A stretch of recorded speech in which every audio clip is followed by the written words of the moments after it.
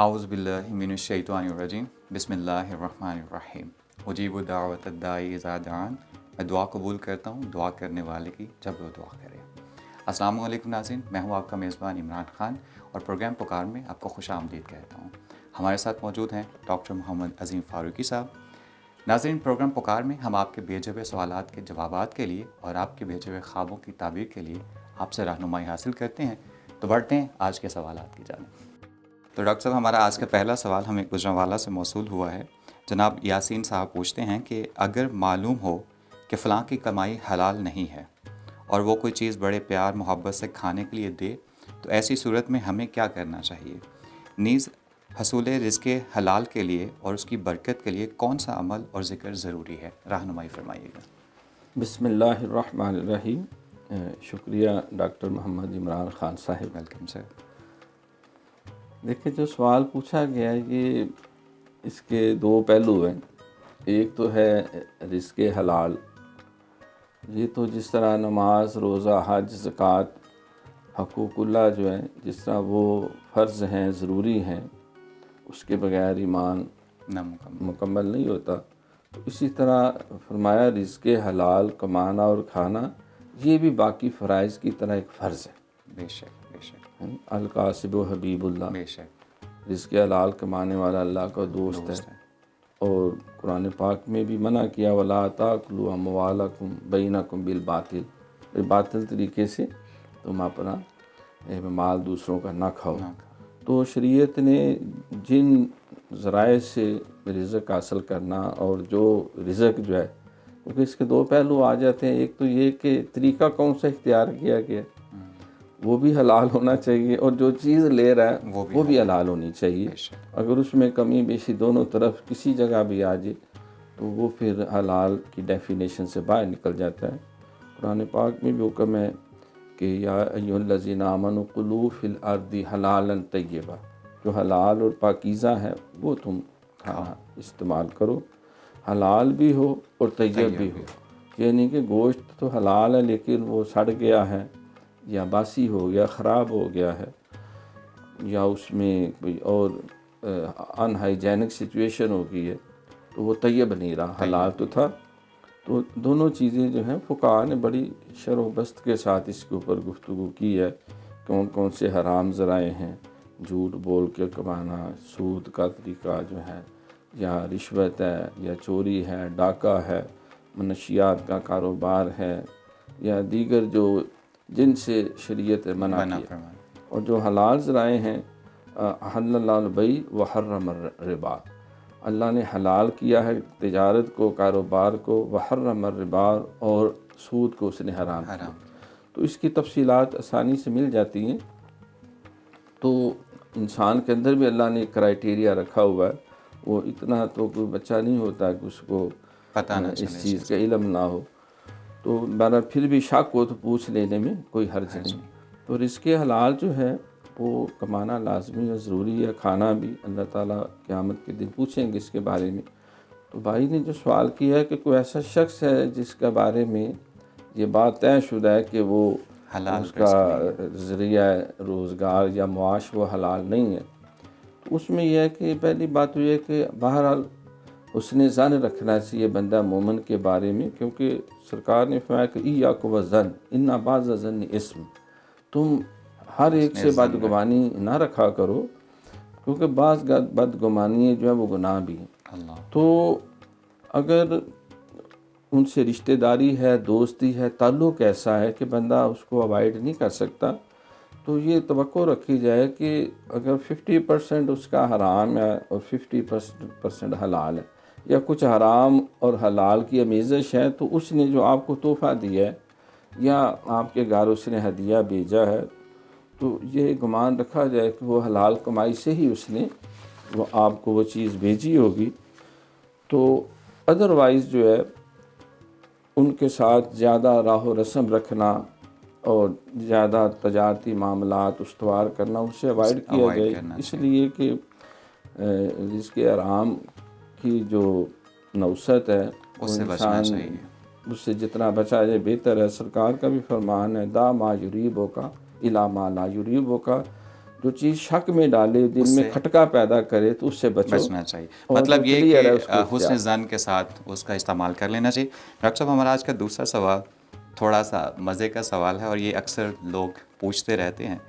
چودھری فیضان صاحب ہیں, یہ وزیر آباد سے عرض کرتے ہیں کہ میری شادی ہونے والی ہے, میں یہ جاننا چاہتا ہوں کہ نکاح کے وقت 6 کلمے پڑھنا کیوں ضروری ہیں؟ یہ نکاح کے لیے کس حد تک ضروری ہیں؟ کیا اگر پورے 6 کلمے نہ آتے ہوں تو نکاح پر کوئی اثر تو نہیں پڑے گا؟ اس کے علاوہ کہ ہم کچھ اور پڑھ کر بھی نکاح کی کارروائی مکمل کر سکتے ہیں. تو سر یہ اکثر نوجوان یہ سوال پوچھتے رہتے ہیں. تو یہ ایسے عام طور پہ شرارت کے لیے بھی بعض ایسے نوجوان جو تھوڑا سا مذہب سے دور ہیں ان کے کان میں ڈال دیتے ہیں بھائی جہاں تمہاری شادی ہو رہی ہے وہ تو سارے دین دار ٹائپ لوگ ہیں, تو 6 کلمے انہوں نے سننے ہیں, تو انہیں جو ہے وہ ساری انگریزی پوئٹری یاد کرنے سے بھی مشکل وہ 6 کلمے لگتے ہیں, ان کے تو 6 کے تو نام ہی میں یاد نہیں کر سکوں گا. تو ایسی بات نہیں ہے. یہ خوش طبعی کے لیے بعض جو ہے شرارت کے لیے یا تھوڑا سا انپول پن سے فائدہ اٹھاتے ہوئے سرکار نے فرمایا کہ ان نکاح من سنتی فمن راغب عن سنتی فلیس منی. بھائی نکاح میرا طریقہ ہے, جس نے اسے منہ پھیرا وہ ہم میں سے نہیں ہے. تو نکاح کے جو ارکان ہیں اس میں کلمے پڑھائے جاتے ہیں اصول برکت کے لیے, ورنہ جب 2 مسلمان مرد اور عورت ہیں تو یہی گمان ہوتا ہے کہ مسلمان ہیں, مسلمانوں کے گھر پیدا ہوئے ہیں, انہوں نے قرآن بھی پڑھا ہوگا, انہیں نماز بھی پڑھتے ہوں گے اور انہیں کلمے بھی یاد ہوں گے. تو حصول برکت کے لیے جو ہے وہ 2 کلمے, بعض کا 3 کلمے, ہم بھی یہ ڈیوٹی دیتے ہیں. 6 تو نہ کوئی کسی نے پڑھائے اور نہ کوئی پڑھنے کے اس ماحول ہوتا ہے, تو پہلے 3 کلمے وہ بھی امام صاحب آگے آگے پڑھتے ہیں, اور وہ ساتھ ساتھ جس نے دولہا صاحب جو بیٹھے ہوئے ہیں یا جو دلہن ہے تو وہ پیچھے پڑھ لیتی ہے, یا بعض کا ایمان مفصل جو ہے وہ ساتھ پڑھا دیا جاتا ہے جس میں سارا کچھ آ جاتا ہے. آمنت باللہ و ملائکتہ و کتبہ و رسلہ والیوم الآخر والقدر خیرہ و شرہ من اللہ تعالی والبعث بعد الموت. اور ایمان مجمل بعض کا آمنت باللہ کما ہوا باسمائہ و صفاتہ و قبلت جمیع احکامہ اقرار باللسان و تصدیق بالقلب. تو نکاح کے ارکان کے اندر جو ہے وہ ایجاب و قبول ہے, حق مہر اور گواہ ہے, یہ 3 بنیادی اس کی ضروریات ہیں. یہ خطبہ جو پڑھا جاتا ہے وہ الحمدللہ نحمدہ و نستعینہ و یہ اصول برکت کے لیے, تاکہ لوگ اللہ کا کلام سنیں. نبی علیہ الصلوۃ والسلام ہر امر خیر کے لیے پہلے یہ خطبہ پڑھتے تاکہ اس کے بعد جو بات کرنی یا بات سمجھانی ہے اس کے مطابق پھر آپ گفتگو فرماتے. تو کیونکہ اسلامی تعلیمات میں یہ ایک بہت بڑی نیکی ہے, عبادت ہے. سرکار نے فرمایا مسلمان ہونے کے لیے, بعض تو کہتے ہیں بھئی تمہارا جنازہ جو ہے وہ حلال نہیں ہونا اگر تم نے شادی نہیں کی. تو بہرحال ایسی بات اس درجے میں تو نہیں ہوتی, یعنی جو منکر ہو اس کے لیے یہ معاملہ خطرناک ہے. تو باقی جو ہے وہ بیسیکلی ایجاب و قبول ہے, اور گواہ کا ہونا اور حق مہر کا ہونا ضروری ہے. جی ناظرین, یہاں پہ وقت ہے ایک چھوٹے سے وقفے کا, ملتے ہیں وقفے کے بعد.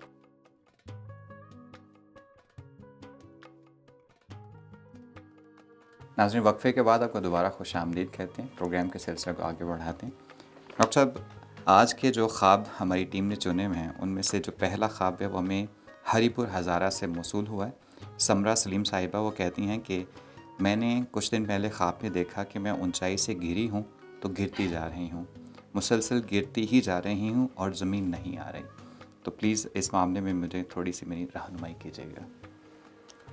دیکھیں خوابیں جو ہیں یقیناً اس میں ایک پیغام ہوتا ہے, رہنمائی ہوتی ہے, اور اس چیز کا بھی خیال رکھا جائے کہ خواب کس حالت میں کس وقت میں آئی ہے, کیونکہ وہ خواب جو دن کے اجالے میں ہو وہ زیادہ معتبر ہے تاریکی و اندھیرے سے. پھر وہ خواب جو فجر کے وقت یا سحری کے وقت آتی ہے وہ 12 بجے سے پہلے کی خواب سے زیادہ معتبر ہے. تو خواب کے اندر جو ہے ایسی کیفیت جس میں عروج کی بجائے نزول ہو, کیونکہ اللہ تعالیٰ کی شان ہے کہ وہ نزول فرماتا ہے آسمان دنیا پہ. بندے کی شان ہے کہ وہ عروج کرتا ہے. معراج النبی اسی سے ہے کہ اللہ کے قریب ہوتا ہے اور قریب ہوتا ہے اور قریب ہوتا ہے. تو خواب کے اندر اونچائی سے نیچے گرنا یہ زوال کی علامت ہے. تقدیر کے قاضی کا یہ فتویٰ ازل سے ہے جرم ضعیفی کی سزا مرگ مفاجات.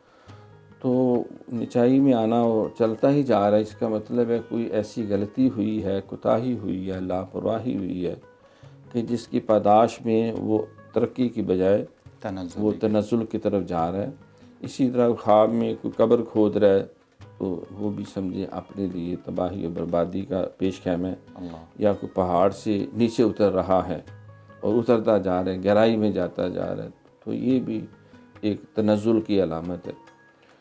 تو اس حالت میں صدقہ دیا جائے، کیونکہ صدقہ جو ہے وہ تقدیر کو بھی بدل دیتا ہے. نبی علیہ السلام نے فرمایا کہ دو چیزیں تقدیر بھی بدل دیتی ہیں، ایک صدقہ اور دوسری دعا. قرآن پاک میں بھی ہے وَاسْتَعِینُوا بِالصَّبْرِ وَالصَّلَاةِ، صبر اور دعا، نماز، عبادت، ذکر، اذکار، تو اس سے اللہ تعالیٰ کی جو ہے وہ مدد طلب کی جائے. تو یہ تنزلی والی بات ہے، یہ بارہ نیگیٹیو ایک، لیکن یہ بھی اللہ کی مہربانی اور رحمت ہوتی ہے کہ کسی انسان کو آگاہ کر دیا جائے وقت سے پہلے، تو وہ پھر اس کے بعد جو ہے وہ اگر وہ خواب میں دیکھتا ہے کہ اب میں زمین کے اوپر ہوں یا بلندی کی طرف جا رہا ہوں. بعض کے خواب میں بندہ دیکھتا ہے میں پرواز کر رہا ہوں، پرندوں کی طرح اڑ رہا ہوں، یا پرندوں سے بھی تیز بلکہ فرشتوں سے بھی تیز. تو یہ ترقی کی علامت ہوتی ہے. روحانی طور پہ، کاروبار کے لحاظ سے، ظاہر اور باطن میں جتنے بھی انسان امور دنیا یا امور دین وہ سارے انجام دے رہا ہے، اس میں خیر و برکت کی علامت ہے. اور نیچے تنزل کی طرف جانا یا نیچے گرنا جو ہے یہ دنیاوی اعتبار سے بھی، دینی اور روحانی اعتبار سے بھی ایک انڈیکیشن ہے کہ دیر از some thing wrong at the bottom. Doctor صاحب ایسا ہے کہ جب اس طرح کا خواب دیکھا جائے تو انسان کو سب سے پہلے اپنا محاسبہ کرنا چاہیے اور پھر اپنے آس پاس دیکھنا چاہیے کہ کوئی ایسا تو نہیں جو اسے نقصان پہنچانا چاہ رہا ہے، یا کوئی ایسا دشمن جو اس کی ترقی سے پیچھے کی طرف کھینچ رہا ہو. نہیں، اس میں ایک نبی علیہ السلام سے بھی صحابہ نے عرض کیا حضور بعض کا خواب میں ہم کو دہشت زدہ وحشت زدہ ماحول ہمیں دیکھنے کو ملتا ہے، طبیعت بہت بوجھل ہوتی ہے، قتل و غارت ہے، لوگ سونمکھی ہو رہے ہیں اور اس طرح جانوروں کو، انسانوں کو ذبح کر رہے ہیں. تو آپ نے فرمایا کہ ایسی خواب آئے تو اٹھتے ہی اپنا منہ بائیں طرف کر کے 3 دفعہ جو ہے تھتکار دیا جائے، تھو تھو تھو، مطلب یہ نہیں کہ تھوٹ پھینکا جائے، علامتی طور پہ. اور لا حول ولا قوت الا باللہ العلی العظیم، یہ 3 دفعہ پڑھ لیا جائے اور وہ خواب کسی سے نہ بیان کیا جائے، ذکر نہ کیا جائے، اور اپنے آپ سے بھی نہ ذکر کیا جائے، اس کو یاد بھی نہ کیا جائے تو اس کا اثر زائل ہو جائے گا. لیکن جو بیٹی نے سوال پوچھا ہے اس میں رہنمائی اچھا کیا انہوں نے لے لی ہے تاکہ وہ اپنے معاملات کا جائزہ لے اور محاسبہ کر لے. جی ڈاکٹر صاحب، ہمارا آج کا دوسرا خواب ہمیں پشاور سے موصول ہوا ہے. یہ جویریہ خان صاحبہ ہیں، وہ لکھتی ہیں کہ میں نے اپنی مرحومہ والدہ کو سفید کپڑوں اور زیورات سے لدا ہوا دیکھا ہے. تو اس بات میں کس بات کی طرف اشارہ ہے؟ مجھے ضرور رہنمائی کیجیے گا. دیکھیں، زندگی اور موت یہ تو اللہ تعالیٰ کا بنایا ہوا ایک نظام ہے. کل نفس ذائقۃ الموت، ہر ایک نے موت کا ذائقہ لینا ہے. اور یہ بھی قرآن پاک میں ہے کہ خلق الموت والحیات لیبلوکم ایکم احسن عملا، کہ زندگی موت کا نظام ہے، اچھے اعمال کون کرتا ہے. اب جو ہم سے جدا ہو گئے ہیں تو بعض کا قرآن پاک میں بھی بعض آیتوں میں اس کا اشارہ ملتا ہے کہ وہ جو کامیاب ہو جاتے ہیں وہ چاہتے ہیں کہ ہم اپنے عزیز و اقارب کو جا کے اس سے آگاہ کریں کہ اللہ نے ہم پہ کرم کیا ہے، ہم پہ رحمت کی ہے، اور ان کے لیے جو ہے وہ خوشخبری بھی ہو، اطمینان بھی ہو، مزید دعائیں بھی کی جائیں. تو سفید لباس میں دیکھنا یہ اچھی علامت ہے کہ اللہ نے ان پہ اپنے کرم کی چادر میں لے لیا، لپیٹ لیا. اور اگر وہ زیورات ہیں تو وہ بھی کوئی ہرجنی عورت کے لیے دنیا میں بھی زیور حلال ہے اور آخرت میں بھی اگر نظر آتے ہیں، کیونکہ جو چیزیں شریعت میں ظاہری طور پہ جائز اور حلال ہیں اگر وہ خواب میں نظر آتی ہیں تو وہ مباح ہے، پسندیدہ ہیں. جو دنیاوی اعتبار سے حرام ہے، ناپسندیدہ ہے، مرد کے لیے زیور نہیں بلکہ عورت کے لیے، تو اس کی پھر تعبیر اس اینگل سے کی جائے گی۔ تو انہوں نے اپنی والدہ محترمہ کو جب اس کیفیت میں دیکھا ہے، جس طرح نبی علیہ الصلوۃ والسلام جو ہیں وہ جب آپ کے آخری رخصتی کا وقت تھا دنیا سے بظاہر جو ہے نزا کے قریب، تو سیدہ بی بی فاطمہ الزہرا رضی اللہ تعالیٰ عنہ ان کے کان میں کوئی بات کہی، کیونکہ وہ بہت زیادہ آبدیدہ تھی، رو رہی تھی، تو وہ خوش ہو گئی۔ پہلے جب آپ نے بات کی تو آپ رنجیدہ ہوئیں اور غمزدہ ہوئیں، آنسو نکلے، پھر دوبارہ قریب بلا کے کان میں بات کہی تو پھر خوش ہوئیں۔ تو اس پہ پھر سیدہ بی بی عائشہ صدیقہ رضی اللہ تعالیٰ عنہ ام المومنین نے بعد میں پوچھا کہ اے فاطمہ الزہرا خاتون جنت، سرکار نے آپ کے کان میں کیا کہا کہ آپ رو پڑی؟ تو انہوں نے پھر فرمایا کہ حضور نے فرمایا کہ بیٹی جدائی کا وقت آ گیا، میں اللہ کے حضور حاضر ہو رہا ہوں۔ تو اس ہجر اور آپ کی جدائی کے احساس سے میں جو ہے وہ آبدیدہ ہوئی، آنسو نکلے۔ تو جب دوبارہ کان میں کہا تو فرمایا کہ پریشان نہ ہو، میری فیملی میں سب سے پہلے جنت میں تم ہی مجھے ملو گے۔ تو پھر میں خوش ہو گئی۔ تو حضور کے اہل بیت طہار میں تقریباً 6 ماہ بعد سب سے پہلے آپ کا وصال ہوا، اور یہ بھی ساتھ خوشخبری دے دی کہ وہ قیامت کے دن کے بعد والی صرف جنت کا معاملہ نہیں، تم یہاں سے آؤ گی تو میرے ساتھ جنت میں ہوں گی۔ تو جو اہل ایمان ہیں اللہ تعالیٰ انہیں جنت کے ایک ماحول اور کیفیت میں بھیج دیتے ہیں، اور وہ علیین کے بلند درجوں میں ہوتے ہیں، جو گناہگار کمزور ہوتے ہیں وہ سجین کے درجے میں چلے جاتے ہیں۔ تو جو علیین میں ہوتے ہیں جہاں انہیں اللہ کی طرف سے آزادی ہوتی ہے اور بڑی برکتیں ہوتی ہیں، جنت کی کیفیات سے وہ بہرہ مند ہوتے ہیں، تو اس کی علامت اسی طرح ظاہر ہوتی ہیں کہ وہ ایک اچھی کیفیت میں، ایک خوشگوار ماحول میں ہیں، یا باغ میں ٹہل رہے ہیں، یا کسی اچھی سواری پہ وہ ملنے کے لیے آئے ہیں، یا ملائکہ ساتھ ہیں۔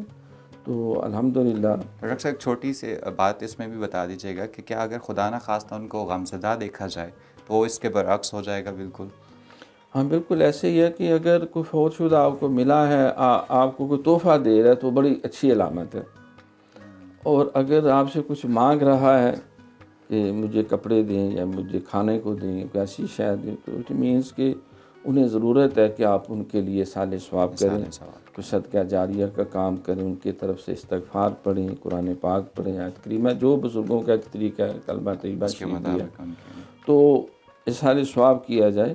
یہ اس بات کی علامت ہے کہ سرکار نے فرمایا کہ مرنے والا ڈوبنے والے کی طرح ہے، اور وہ اس چیز کا منتظر ہوتا ہے کہ اس کا عزیز و اقارب میں اس کے لیے کوئی دعا کرے، صدقہ خیرات کرے۔ تو جب اس کو مل جاتا ہے تو وہ اس کے لیے دنیا و ما فیہا کی ساری دولتوں سے زیادہ وہ عزیز ہوتا ہے۔ بہت شکریہ ڈاکٹر صاحب۔ ناظرین، یہاں پہ وقت ہے ہمارے آج کے پروگرام کے اختتام کا۔ ہم اپنے اگلے پروگرام میں آپ کے خوابوں اور آپ کے سوالات کا انتظار کریں گے، اور پھر انشاءاللہ اس کے لیے رہنمائی لینے کے لیے ہم ڈاکٹر صاحب سے رجوع کریں گے۔ ہمیں آج کے لیے دیجیے اجازت، اگلے پروگرام میں پھر آپ سے ملاقات ہوگی، اور آپ اپنے سوالات اور اپنے خواب اسکرین پر نظر آنے والے تمام لنکس پر ہمیں بھیج سکتے ہیں۔ تھینک یو سو مچ۔ اللہ حافظ۔